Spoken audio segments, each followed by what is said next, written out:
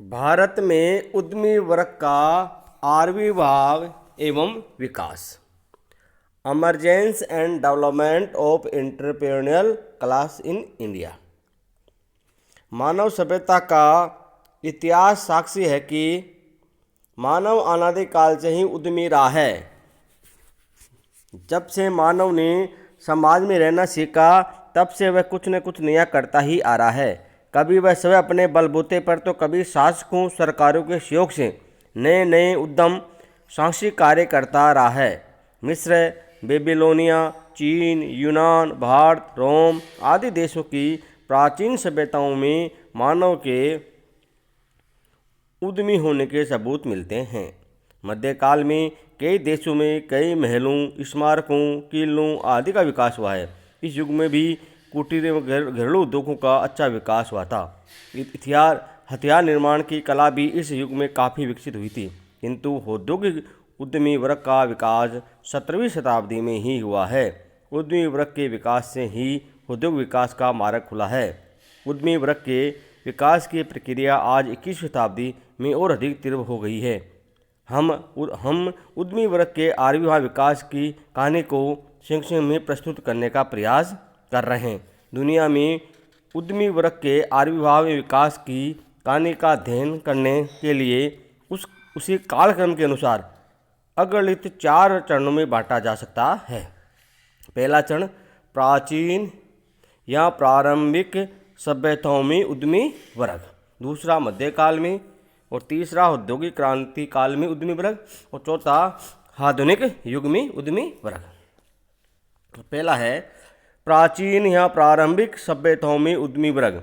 Entrepreneurial class in ancient और इलिस्ट civilisations. इतिहासकार प्राय प्राचीन सभ्यताओं में उन सभ्यताओं को सम्मिलित करते हैं जो ईसा से 5000 वर्ष पूर्व से लेकर सन 500 ईस्वी तक विद्यमान रही थी। इस प्रारंभिक काल की 5500 वर्ष की अवधि में से लगभग 3000 वर्षों के बीत जाने तक मानव परिवार समाज में रहना ही सीख सका, अपनी आवश्यकता की वस्तुओं को उत्पादन करने लगा। कभी कभार अपनी आवश्यकताओं के लिए वह अपने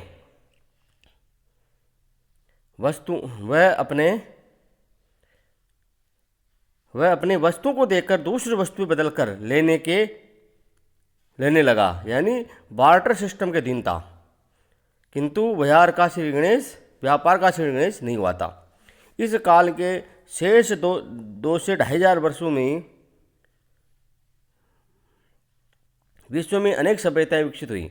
मिस्र, बेबीलोनिया, चीन, यूनान, रोम, भारत आदि में मानव सभ्यता का विकास होने लगा, निर्माण कार्य होने लगे। मिस्र के पिरामिड ही नहीं बल्कि कई देशों में सुंदर नगरों, मंदिरों, मठों, चर्चों, शस्त्रागारों, बस्तियों, नगरों, बांधों, तालाबों आदि का निर्माण हुआ। कुछ देशों में व्यापार होने लगा था। व्यापारी दूसरे देशों में जाकर अपने देश का माल बेचते थे।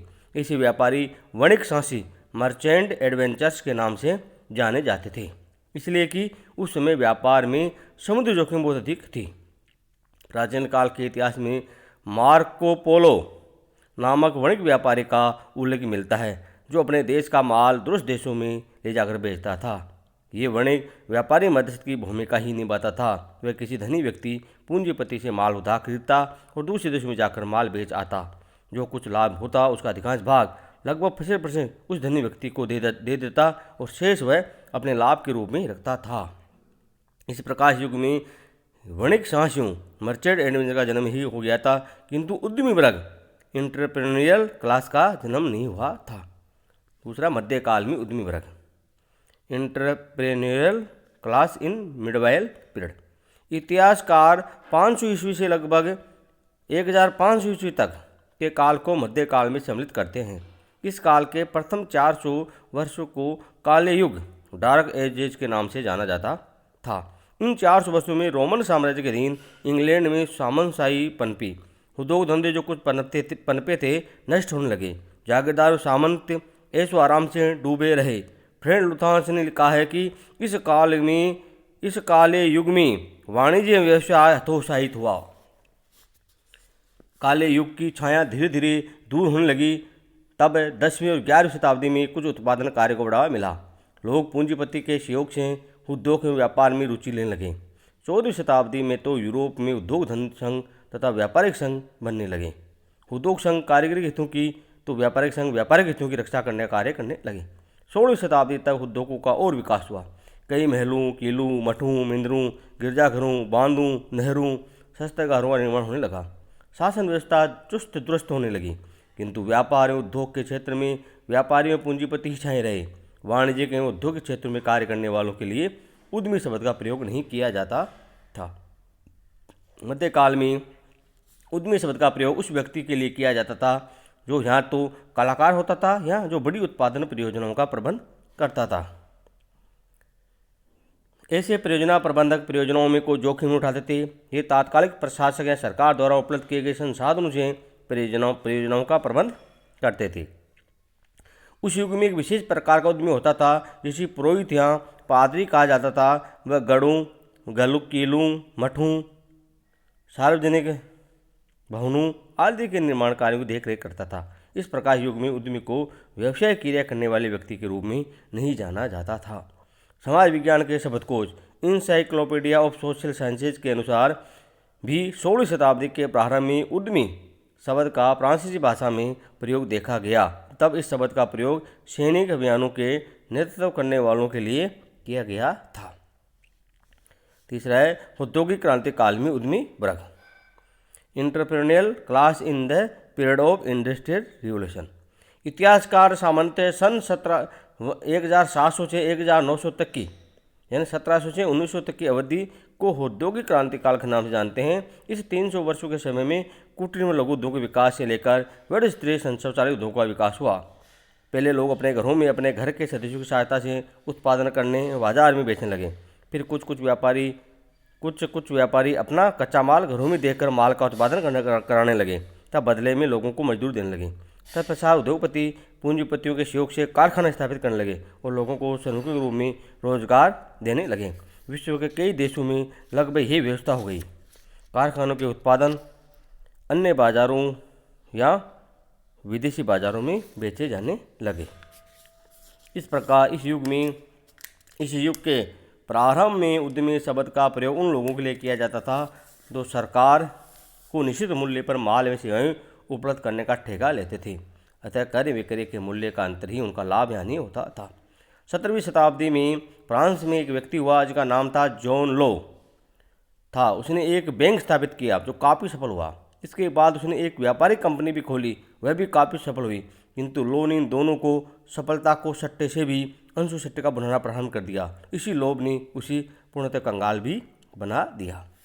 लगभग उसी समय आयरलैंड मूल के फ्रांसीसी अर्थशास्त्री रिचर्ड कैंटालोन ने उस व्यापारी लोग की गलतियों का अध्ययन किया और उद्यमिता के सिद्धांत थ्योरी ऑफ एंटरप्रेन्योरशिप का विकास कर दिया। तब से रिचर्ड कैंटालोन को ही उद्यमी एवं उद्यमिता शब्द का जन्मदाता माना जाता है। उन्होंने लिखा है कि उद्यमी जोखिम उठाने वाला व्यक्ति होता है। उन्होंने ये बातें व्यापारियों, कृषकों, दस्तकारों आदि के कार्यों का अवलोकन एवं अध्ययन करने के उपरांत निष्कर्ष रूप में लिखी।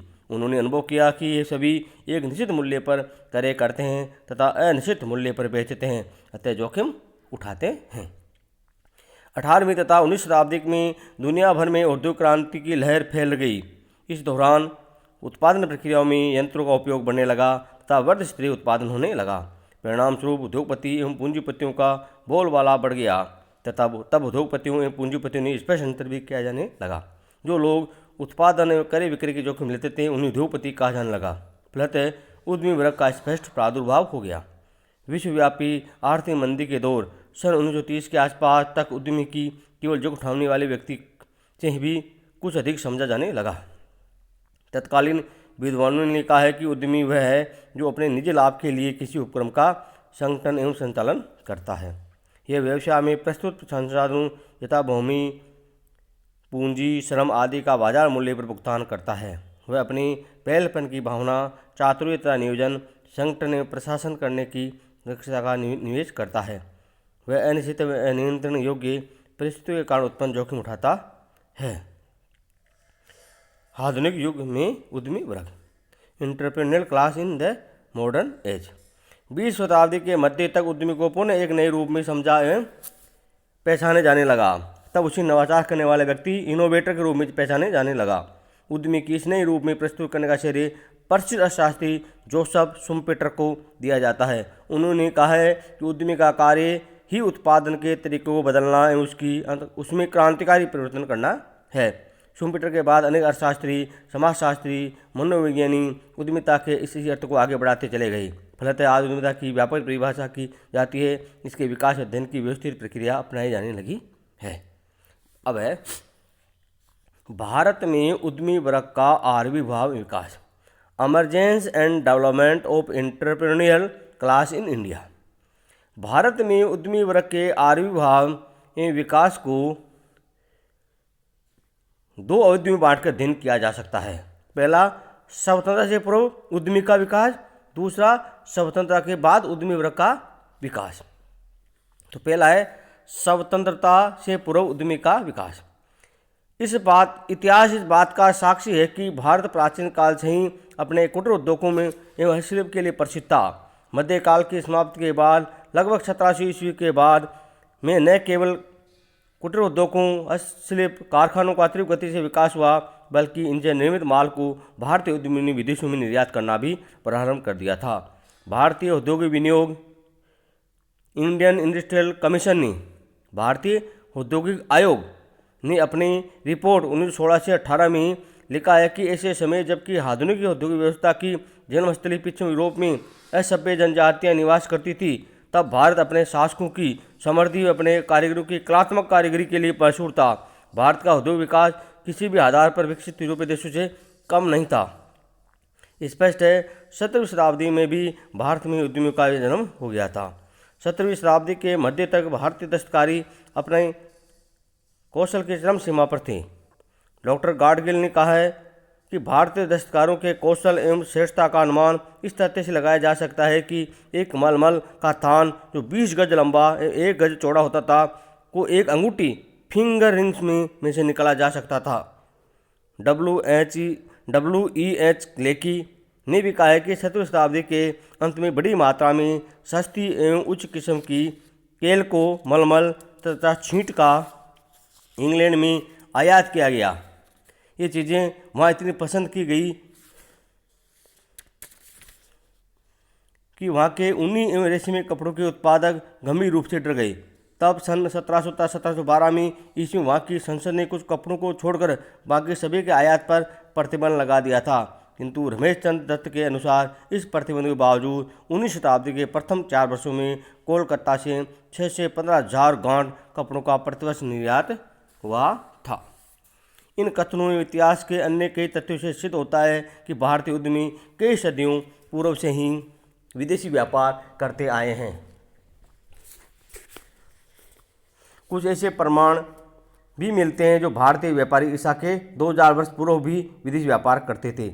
इतिहास में उल्लेख मिलता है कि मिस्र में मम्मी को भारतीय मलमल में लपेट कर रखा जाता था। इससे अनुमान होता है कि भारत से मिस्र को अच्छे कपड़ों का निर्यात किया जाता था। यूनान में ढाका की उस किस्म की मलमल गंगेटिया के नाम से बिकती थी। रोम में भी कई भारतीय वस्तुओं को बेचा जाता था। कपड़ा ही नहीं बल्कि दस्तकारी की अन्य वस्तुएं, काली मिर्च, नील अफीम, रेशमी जरी का सामान, बहुमूल्य पत्थरों, जवाहरात आदि का निर्माण भी होता था।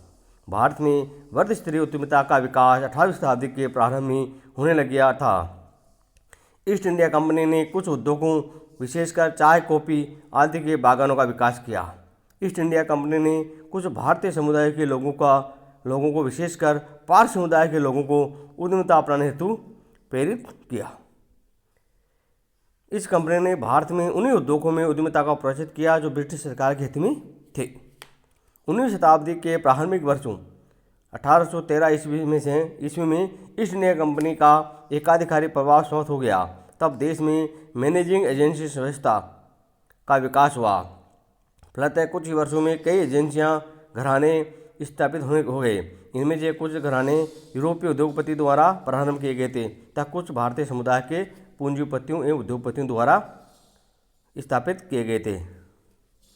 एक विद्वान ने लिखा है कि एजेंसी घरानों ने भारत में वास्तविक उद्यमियों की भूमिका निभाई। इन्होंने ही उत्पादन नई विधियाँ तकनीक को अपनाया, संसाधनों के नए स्रोतों को अपनाया, नए उत्पादों निर्माण किया था, नए नए बाजारों में विकास किया।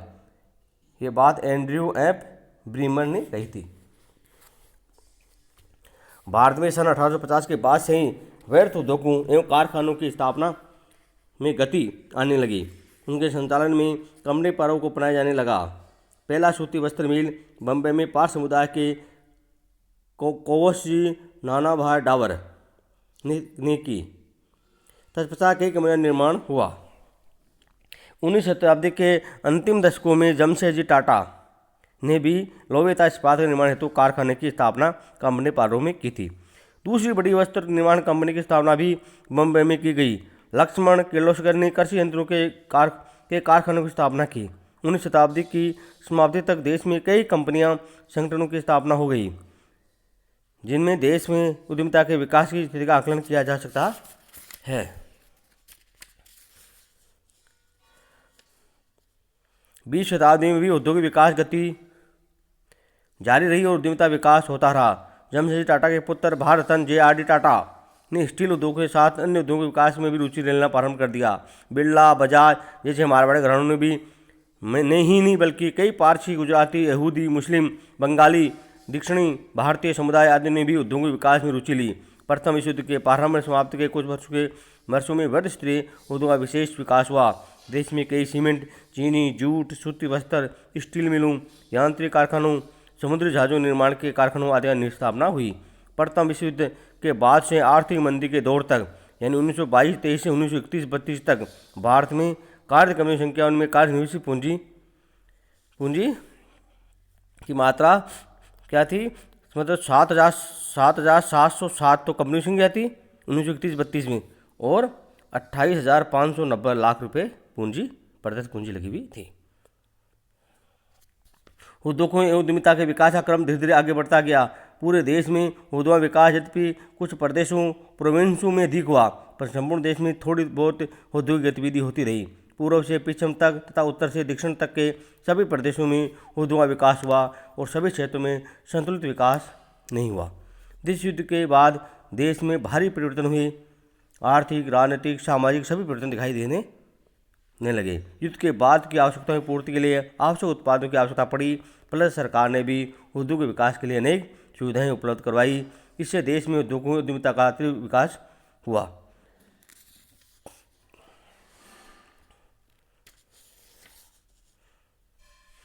सन 1960 देश की आज़ादी मिली। उस समय देश में उद्योग प्रगति बहुत धीमी पड़ गई थी। उस समय देश में वृहद स्तरीय उद्योगों और उद्यमिता के विकास की स्थिति निम्नानुसार थी। स्वतंत्रता के समय देश में बहुत बड़ी संख्या में कंपनियों पर नियंत्रण ब्रिटेन वासियों का था।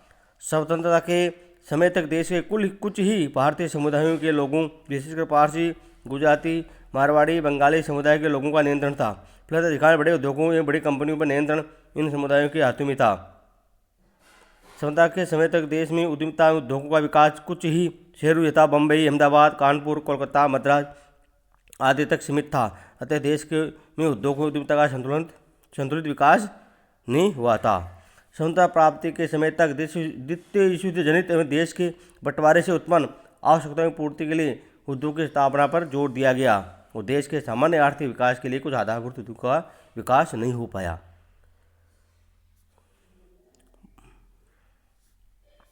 सन 1911 से 1951 के बीच की अवधि में अधिकांश औद्योगिक कंपनियों का संचालन नियंत्रण ब्रिटिश व्यक्तियों के बाद पारसी, गुजराती, मारवाड़ी, बंगालियों के हाथ में था। सन 1911 से 11 में 341 कंपनियों में से पारसी समुदाय के व्यक्तियों के नियंत्रण में 15 कंपनियां, जबकि 1931 में 510 कंपनियों में से 25 पर तथा 1951 में 619 कंपनियों में से 19 कंपनियों पर नियंत्रण था। इस प्रकार से 1911 से 11 में 341 कंपनियों में से एक भी कंपनी पर माल होने का नियंत्रण नहीं था, जबकि सन 1931 में 510 कंपनियों में से 6 कंपनियों पर तथा सन 1951 में 619 कंपनियों में से 96 कंपनियों पर माल बढ़ने का नियंत्रण हो गया था। इससे बात स्पष्ट होती है कि 1911 से 11 में 341 कंपनियों में से भारतीय उद्यमों का मात्र 59 कंपनियों पर नियंत्रण था, जबकि शेष पर ब्रिटिश व्यक्तियों का नियंत्रण था। किंतु सन 1931 में 510 कंपनियों में से 94 कंपनियों पर तथा 1951 में 619 कंपनियों में से 237 कंपनियों पर भारतीय उद्यमियों का नियंत्रण था। इस प्रकार स्पष्ट है सन 1911 की तुलना में वर्ष 1951 में भारतीय उद्यमियों का अनुपात बहुत तीव्र गति से बढ़ा, किंतु फिर भी उनका योगदान इतना कम रहा कि वे भारत के मानचित्र पर अपनी विशेष पहचान नहीं बना सके थे। भारत में उद्यमियों के धीमे विकास के कारण अपने पहले अध्ययन किया है। भारत में उद्यमी के धीमे विकास के कारणों का अपने पहले अध्ययन कर चुके हैं, इस कारण वो अपने छाप नहीं छोड़ सके। अब स्वतंत्रता के बाद उद्यमिता का विकास। स्वतंत्रता प्राप्ति के बाद उद्यमिता एवं उद्यमी वर्ग के व्यवस्थित विकास के लिए प्रयास प्रारंभ किए गए। सन 1948 में उद्योग नीति की घोषणा की गई, जिसमें उद्यमियों के विकास के लिए कुछ घोषणाएं की गई। तत्पश्चात सन 1951 में प्रथम पंचवर्षीय योजना प्रारंभ की गई। इस योजना में निजी तथा सार्वजनिक दोनों ही क्षेत्रों में उद्यमियों के विकास की योजना प्रस्तुत की गई। निजी तथा सार्वजनिक क्षेत्र दोनों के लिए दो का स्पष्ट क्षेत्र निर्धारित किया गया। आधारभूत उद्योग सार्वजनिक क्षेत्र के लिए सूचित किए गए, जबकि इंजीनियरिंग, वस्त्र, सीमेंट, चीनी, दवाएं, रंग रोगन आदि उद्योग निजी क्षेत्र के उद्यमियों के लिए छोड़ दिए गए। इस क्षेत्र के उद्यमियों को आर्थिक सहायता के लिए कुछ वित्तीय संस्थाओं की स्थापना भी की गई। सन 1950 में द्वितीय पंचवर्षीय योजना का निर्माण किया गया। यह योजना मूलतः औद्योगिक विकास को समर्पित थी। फलतः इस योजना काल में ही नई उद्योग नीति घोषणा की गई तथा निजी तथा सार्वजनिक क्षेत्र दोनों को में औद्योगिक उद्यमिता के विकास की महत्वपूर्ण समझा गया तथा निजी क्षेत्र के उद्यमियों को विशेष छूटें दी गई। तृतीय पंचवर्षीय योजना में भी उद्यमियों के विकास को प्रोत्साहित करने के लिए अनेक उपाय किए गए। उद्यमियों को कई आवश्यक संसाधनों से कच्चा माल, पूंजी, तकनीक ज्ञान, भूमि आदि को उपलब्ध करने हेतु नियमों में सुधार किए गए। कुछ ऐसी संस्थाएं स्थापित की गई जो केवल उद्योग के विकास के लिए समर्पित थी। उद्योग निदेशालय, लघु उद्योग निगम, लघु उद्योग सेवा संस्थान, वित्त निगमों आदि की स्थापना लगभग प्रत्येक राज्य में की गई। इसके परिणामस्वरूप देश में उद्यमिता का विकास हुआ। कुछ बड़े उद्योगों का विकास भी हुआ, किंतु उद्योग के विकास में कुछ विशेष समुदायों एवं औद्योगिक घरानों के लोगों को ही आगे आए।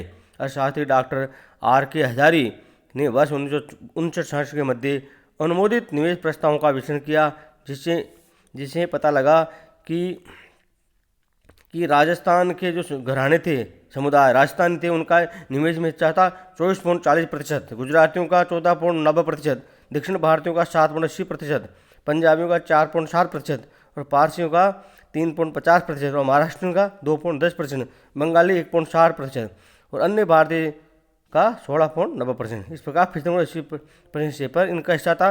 बाकी विदेशी निवेश था 7.90%, भारतीय सरकारी निवेश था 0.80% और गैर भारतीय सरकारी निवेश था 15.50%। कुल निवेश था 100%। इसके बाद भी देश के सभी पंचवर्षीय योजनाओं तथा वार्षिक योजनाओं में उद्योगों एवं उद्यमिता के विकास को देश के आर्थिक विकास के लिए महत्वपूर्ण माना गया। सन 1970 के बाद उद्यमिता के विकास का प्रयास निजी और सार्वजनिक क्षेत्र में ही नहीं किया गया, बल्कि संयुक्त सहकारी क्षेत्रों में भी किया गया। सन 1991 के बाद से देश में आर्थिक उदाहरण की नीति को अपनाया जाने लगा। फलतः निजी क्षेत्र, सहकारी क्षेत्र, संयुक्त क्षेत्र में उद्यमिता के विकास को बल मिला। वर्ध उद्योगों के साथ साथ लघु एवं कुटीर उद्योगों के दस्तकारों के विकास पर ध्यान दिया जाने लगा। इतना ही नहीं, सेवा क्षेत्र के उद्यमियों के विकास के लिए भी विशेष ध्यान दिया जाने लगा। वर्ध उद्योगों, लघु उद्योगों तथा सेवा क्षेत्र के उद्यमियों के लिए पृथक नीतियों को बनाया गया एवं अधिक उदार किया गया।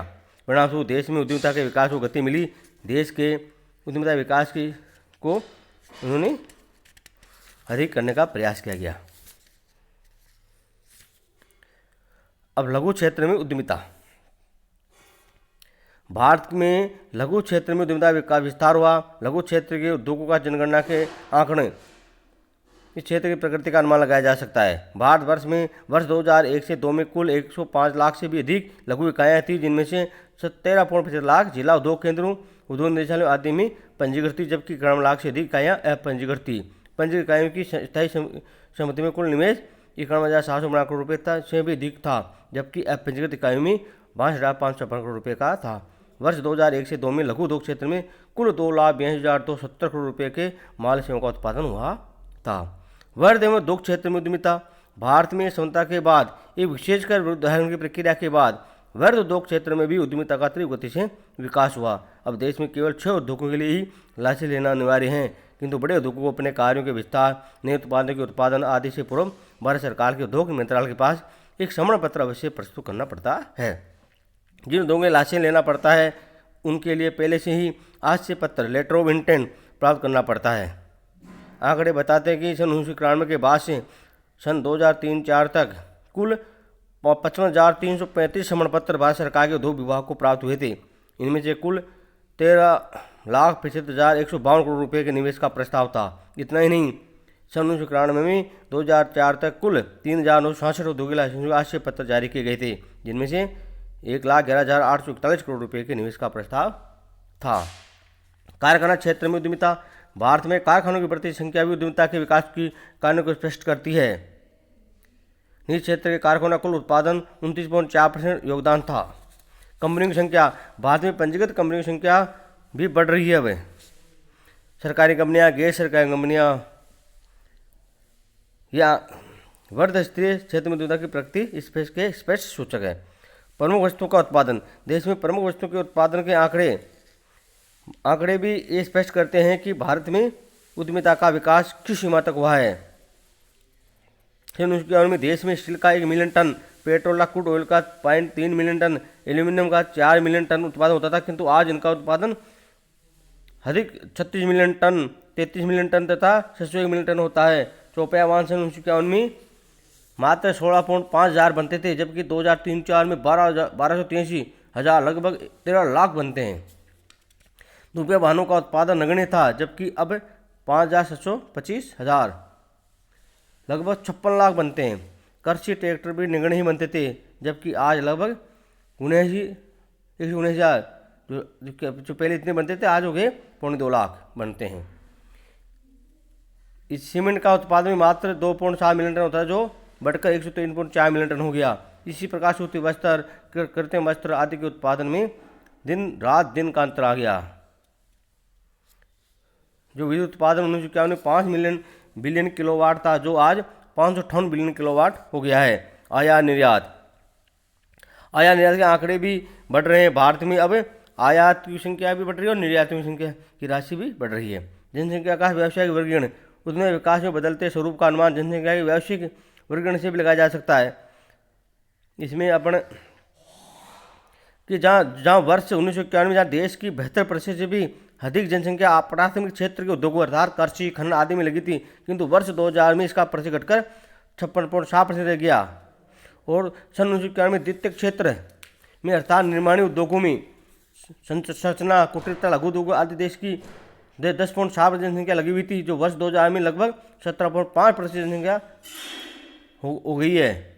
और तृतीय क्षेत्र में अर्थात व्यापार, वाणिज्य तथा परिवहन, संचार, भंडारण तथा अन्य सेवा क्षेत्र में जो वर्ष 1991 में 17.2% जनसंख्या लगी हुई थी, वो वर्ष 2004 में 25.8% जनसंख्या लगी हुई है। इससे स्पष्ट संकेत है कि देश में बड़े उद्योगों में ही नहीं अपितु छोटे व सेवा उद्योगों में भी उद्यमिता का विकास हुआ है। देश के उत्पादन में योगदान। देश के सकल घरेलू उत्पादन में भी योगदान देने वाले घटकों की भूमिका में भारी परिवर्तन हुआ है। वर्ष 1951 से 61 के बीच की अवधि में देश में सकल उत्पादन में कृषि क्षेत्र का योगदान 45.2% था, जो सन 1993 में से 2004 की अवधि में घटकर 13% हो गया रह गया। निर्माण क्षेत्रों का सन 1991 में योगदान 23.6% था, वह 1997-2020 23.1% रह गया। और सेवा क्षेत्र का सकल घरेलू उत्पादन में सन 1991 में योगदान 31.1% था, वह सन 1997-2004 की अवधि में 63.9% हो गया। सेवा क्षेत्र का योगदान स्पष्ट करता है कि कई छोटे मध्यम आकार के उद्यमियों का विकास हुआ है। ये तथा ऐसे के आधारभूत तथ्य हैं जो स्पष्ट करते हैं कि देश में स्वतंत्रता के बाद एवं विशेषकर सन 1991 के बाद उदारीकरण की प्रक्रिया के बाद उद्यमियों एवं उद्योगों का विकास हुआ है, किंतु इतना कुछ होने के उपरांत भी हम इसे पर्याप्त विकास नहीं कह सकते। इसके विकास के लिए अनेक उपाय किए गए हैं, आगे हम इनके उपायों किए जाने आवश्यक भी है। धन्यवाद।